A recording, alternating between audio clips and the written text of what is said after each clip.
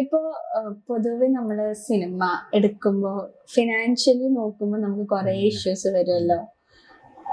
പിന്നെ താങ്കൾ ഫിനാൻഷ്യലി കുറഞ്ഞ ഈ സിനിമ ഇങ്ങനെ സംഭവിച്ചത്. ഫിനാൻഷ്യലി ഉണ്ടായിരുന്നെങ്കിൽ ഇതിനും ബെറ്റർ ആയേനെ. അതെ. അപ്പൊ അങ്ങനെ ഒരു ടെൻഷൻ ഉണ്ടോ ഇനി മൂവി എടുക്കുമ്പോ?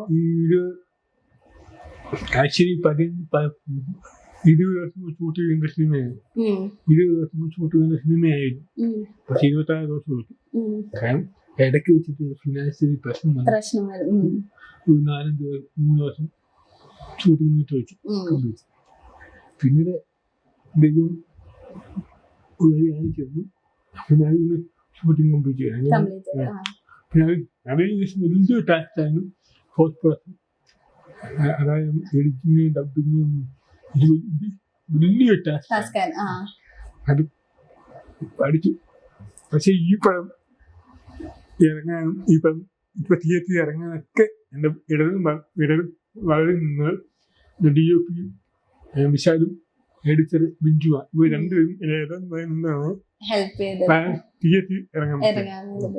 ഇപ്പൊ ഈ കളം 24 റിലീസിന്റെ സമയത്താണെങ്കിലും നമ്മുടെ സജി ചെറിയാൻ മിനിസ്റ്ററിനോട് പ്രൊമോട്ടൊക്കെ ചെയ്തായിരുന്നല്ലോ മിനിസ്റ്റർ എല്ലാം.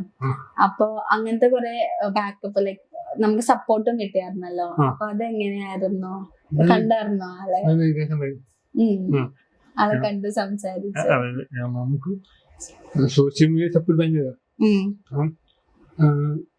ഏറ്റവും സപ്പോർട്ട് ചെയ്യുന്നത് വെറും സാധാരണക്കാരായക്കാരാണ്.